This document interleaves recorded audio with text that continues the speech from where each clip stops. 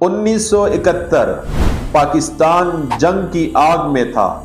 مسرور air base Karachi ایک 21 سالہ نوجوان پائلٹ اپنے طیارے میں بیٹھا جس کا نام تھا راشد منہاس۔ انسٹرکٹر مفتخر الحسن نے طیارے پر قبضہ کر لیا جس کا مقصد طیارے کو بھارت لے جانا تھا۔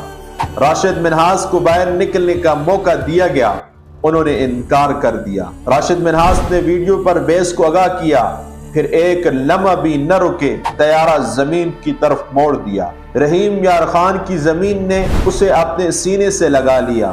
جو اللہ کی راہ میں مارے جائیں وہ مردہ نہیں زندہ ہے۔ طیارہ دشمن کو نہ ملا، راشد منہاس زندہ رہے ہمیشہ کے لیے۔ پاک فضائیہ کا واحد نشان حیدر 21 سال کی عمر میں راشد منہاس شہید کو ملا۔ وفاداری مر نہیں سکتی، راشد منہاس نے یہ ثابت کر دیا۔